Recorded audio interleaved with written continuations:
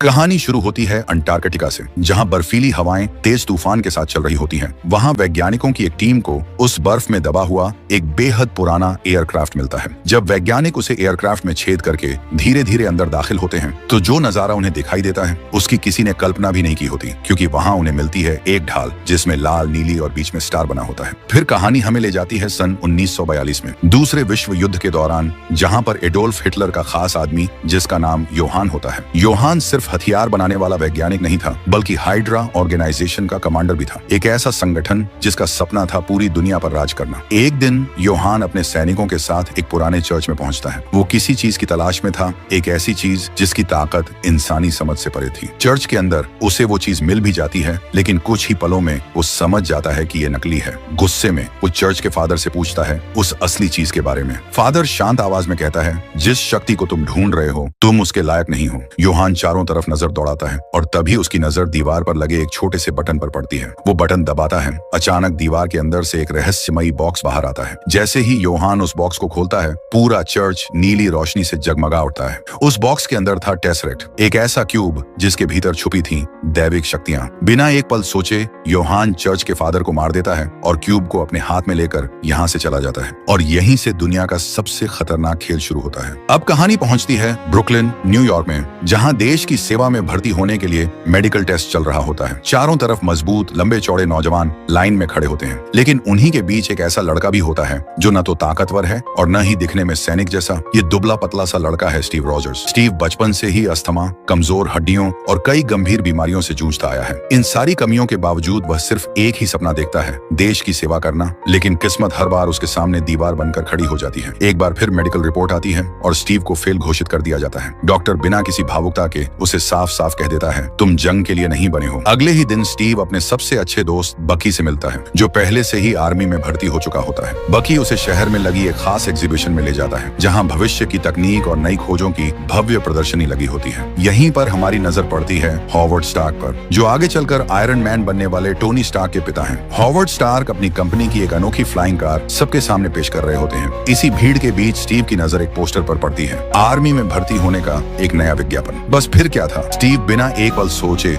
उस भर्ती केंद्र की ओर बढ़ जाता है। बकी भी उसके पीछे पीछे आता है और उसे समझाने की कोशिश करता है कि तुम कई बार रिजेक्ट हो चुके हो, अब खुद को बार बार तकलीफ देने की कोई जरूरत नहीं है। लेकिन स्टीव रुकता नहीं। वो भावुक होकर कहता है कि हमारे देश के जवान सरहद पर जंग लड़ रहे हैं, अपने देश की रक्षा के लिए अपनी जान तक कुर्बान कर रहे हैं, और मैं यहाँ सुरक्षित खड़ा होकर कुछ भी नहीं कर पा रहा। मैं भी अपने देश के लिए कुछ करना चाहता हूँ। और तभी पीछे खड़ा एक शख्स ये सारी बातें ध्यान से सुन रहा होता है। ये कोई और नहीं बल्कि एक वैज्ञानिक है जिसका नाम डॉक्टर अब्राहम एर्स्किन है। इसके बाद स्टीव भर्ती केंद्र के अंदर दाखिल होता है। यहाँ उसका मेडिकल टेस्ट होना था, लेकिन तभी एक नर्स कमरे में आती है और डॉक्टर को स्टीव की सारी बातें बताती है कि स्टीव इससे पहले भी कई बार आर्मी में भर्ती होने की कोशिश कर चुका है। फिर डॉक्टर बिना कुछ कहे वहाँ से चला जाता है। स्टीव समझ जाता है कि इस बार भी वो फेल हो चुका है, लेकिन तभी उसी वक्त वहाँ डॉक्टर अब्राहम आते हैं। वो स्टीव को गौर से देखते हैं और उससे एक अजीब सा सवाल पूछते हैं, क्या तुम नाजियों को मारना चाहते हो? स्टीव कहता है, मुझे किसी को मारने का शौक नहीं है, लेकिन मैं अपने देश की रक्षा करना चाहता हूँ। डॉक्टर अब्राहम समझ जाते हैं कि ये लड़का बाकियों से अलग है। हालांकि स्टीव घबराहट में अपने बारे में कुछ बातें छुपा लेता है। डॉक्टर अब्राहम कहते हैं, अगर तुम मुझे अपने बारे में पूरा सच बताओगे तो शायद मैं तुम्हारी मदद कर सकूं। फिर स्टीव सब कुछ बता देता है कि मैं ब्रुकलिन से हूं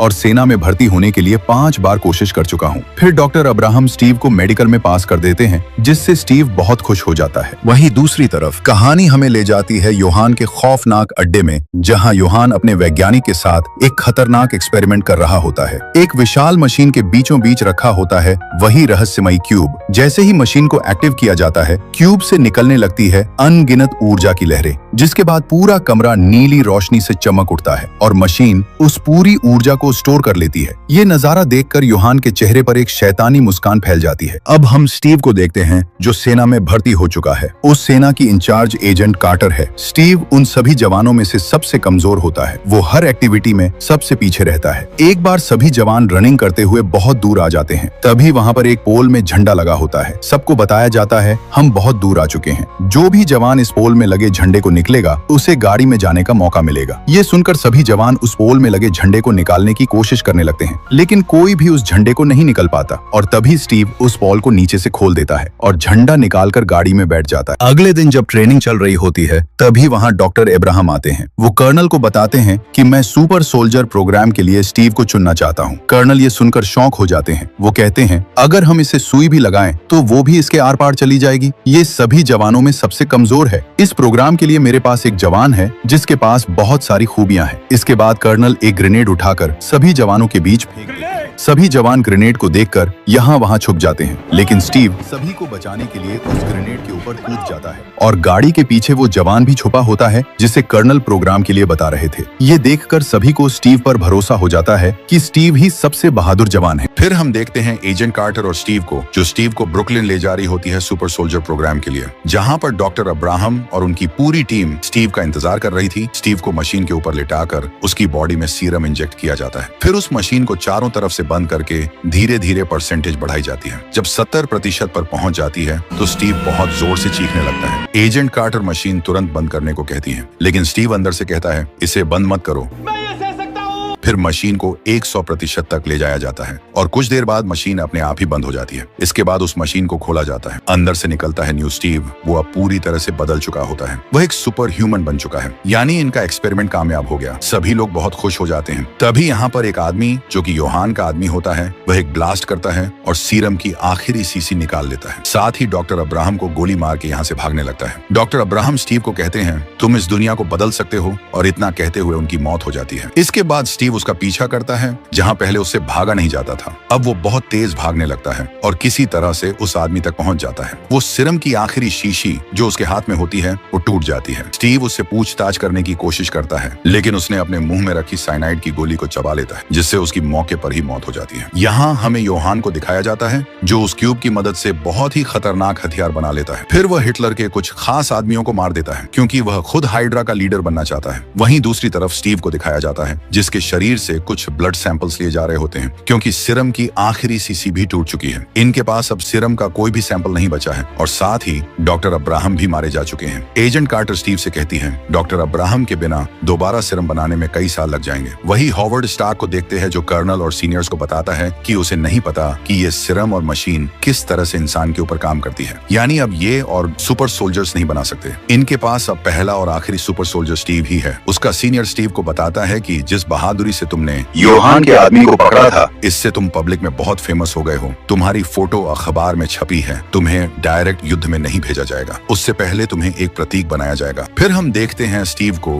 अब स्टीव को असली जंग में नहीं बल्कि अलग अलग शहरों के स्टेज शो में भेजा जाता है। वो लोगों से अपील करता है वॉर बोर्ड्स खरीदिए ताकि सरकार के पास पैसा आए और उसी पैसों से हथियार, गोलियां और बारूद खरीदे जा सकें। लेकिन हर शो के साथ स्टीव के चेहरे की मुस्कान थोड़ी और फीकी पड़ती जाती है क्योंकि ये सब वो नहीं बनना चाहता था। स्टीव को ये काम बिल्कुल भी पसंद नहीं होता। एक दिन स्टीव को इटली में तैनात असली सैनिकों के सामने परफॉर्म करने भेजा जाता है। वो सब के सब स्टीव का बहुत मजाक उड़ाते हैं क्योंकि वो उसे एक नौटंकी करने वाले से ज्यादा कुछ नहीं समझते। स्टीव को इससे बहुत दुख होता है क्योंकि वो एक सोल्जर बनना चाहता था। ये सब नहीं। शो के बाद स्टीव उदास बैठा होता है। तभी वहाँ एजेंट कार्टर आती है। वो उसे बताती है कि कर्नल ने इटली में चल रहे युद्ध में 200 से ज्यादा सैनिक भेजे थे, लेकिन केवल 50 ही बचे हुए हैं और उन्हें भी हाइड्रा ऑर्गेनाइजेशन ने बंदी बना लिया है। स्टीव दौड़ते हुए कर्नल के पास जाता है और पूछता है कि क्या 7वीं बटालियन भी वहीं थी। कर्नल कहता है हाँ। फिर स्टीव कहता है मेरा दोस्त बकी भी वहीं था। क्या मेरा दोस्त बकी बचा हुआ है कि नहीं कर्नल? मुझे नहीं पता। स्टीव कर्नल से कहता है हमें उन्हें बचाना चाहिए। फिर कर्नल कहता है कि हम उस जगह हमला नहीं कर सकते क्योंकि वहाँ पर दुश्मनों की बहुत ही गहरी किलाबंदी है। अगर हमने अपने सिपाहियों को वहाँ पर भेजा तो हम अपने कई सिपाहियों को खो देंगे। लेकिन स्टीव अपने दोस्त को बचाना चाहता है। वह जाने की तैयारी करने लगता है। एजेंट कार्टर पूछती है कि तुम किस तरीके से वहाँ जाओगे? स्टीव बोलता है मुझे अपने दोस्त को बचाने के लिए चाहे पैदल ही जाना पड़े तो मैं जाऊंगा। एजेंट कार्टर कहती है मैं तुम्हारी मदद कर सकती हूँ। फिर हम देखते हैं एजेंट कार्टर और स्टीव प्लेन से जा रहे होते हैं। वो प्लेन से कूद कर वहाँ पहुंच जाता है। ये हाइड्रा की एक लैब होती है जहाँ पर बहुत ही आधुनिक हथियार होते हैं जो सब उसी क्यूब की एनर्जी से चल रहे होते हैं। स्टीव सभी सैनिकों को छुड़ा देता है और सबको यहाँ से निकलने के लिए कहता है और खुद अपने दोस्त बकी को ढूंढने निकल जाता है। बकी उसे अंदर मिलता है जहाँ पर उसकी बॉडी पर एक्सपेरिमेंट किए जा रहे होते हैं। स्टीव बकी को अपने साथ लेकर बाहर निकालने लगता है। तभी वहाँ योहान आ टपकता है। जैसे ही वो अपने चेहरे से मास्क उतरता है तो उसका चेहरा लाल रंग का हड्डी का ढांचा होता है, जिसका दूसरा नाम रेड स्कल है। रेड स्कल यानी योहान वो अपने वैज्ञानिक के साथ यहाँ से निकलने लगता है, क्योंकि स्टीव ने जिन सैनिकों को छुड़ाया था वह लोग इन्हीं की मशीनों से इन्हीं लोगों और इस जगह को बहुत नुकसान पहुंचाते हैं।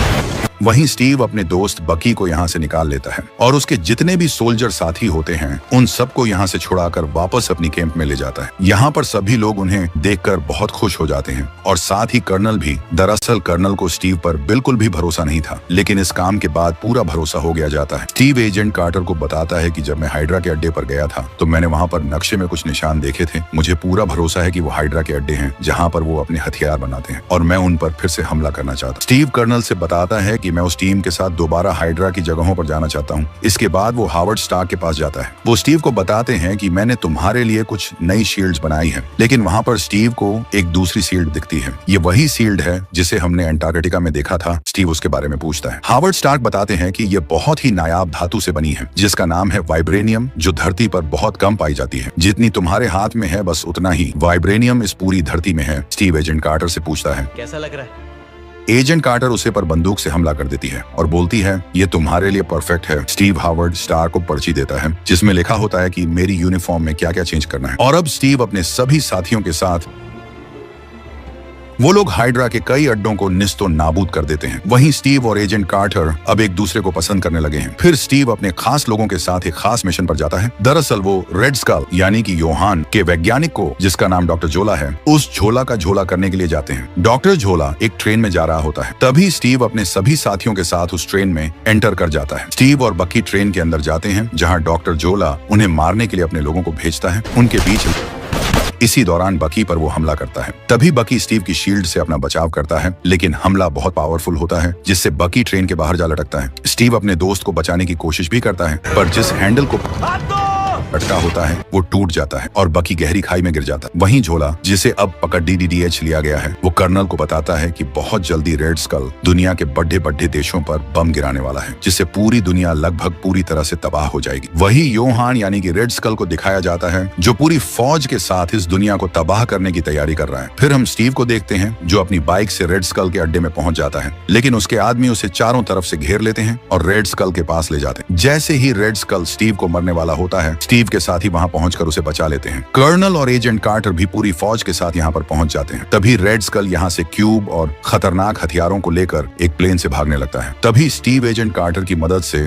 उस प्लेन तक पहुंच जाता है और अब स्टीव और रेड स्कल के बीच में एक खतरनाक लड़ाई होती है। इसी लड़ाई के बीच में स्टीव अपना शील्ड को रेड स्कल की तरफ फेंकता है, जो शील्ड उस मशीन से जा टकराती है। तभी उसके अंदर रखा क्यूब बाहर आ जाता है। स्कल क्यूब को, लेकिन वो उसकी एनर्जी को बर्दाश्त नहीं कर पाता। क्यूब की एनर्जी से स्पेस में एक वार्म होल खुल जाता है जिसके अंदर रेड स्कल समा जाता है। क्यूब वहीं प्लेन में गिर जाता है, लेकिन उसकी पावर इतनी ज्यादा होती है कि वो प्लेन की धातु को गलाकर नीचे टपक जाता है। वहीं स्टीव प्लेन को कंट्रोल करने की कोशिश करता है, लेकिन वो समझ जाता है कि इसको कंट्रोल नहीं किया जा सकता। वो एजेंट कार्टर को रेडियो पर बताता है कि ये न्यूयॉर्क की तरफ बढ़ रहा है और अगर मुझे लोगों को बचाना है तो मुझे इसे क्रैश करना होगा। एजेंट कार्टर उसे ऐसा करने से मना करती है क्योंकि वो उससे प्यार करती है, लेकिन स्टीव मजबूर है। वो अपने देश के लोगों की जान बचाने के लिए अपनी कुर्बानी दे देता है। वो आर्टिक में उस प्लेन को क्रैश कर देता है और कुछ ही पलों बाद वो पूरा का पूरा प्लेन बर्फ के अंदर समा जाता है। वहीं हावर्ड स्टार्क को वो क्यूब मिल जाता है, लेकिन स्टीव का कुछ पता नहीं चलता। इसके बाद जर्मनी की हार हो जाती है और वर्ल्ड वॉर 2 खत्म हो जाता है और सभी लोग बहुत खुश हो जाते हैं। कहानी अब वापस प्रेजेंट टाइम में आती है, जहाँ पर स्टीव की आंखें एक हॉस्पिटल में खुलती हैं। उसके पास नर्स आती है। स्टीव उससे पूछता है कि मैं कहाँ पर हूँ। वो उसे बताती है कि तुम न्यूयॉर्क के एक हॉस्पिटल में हो।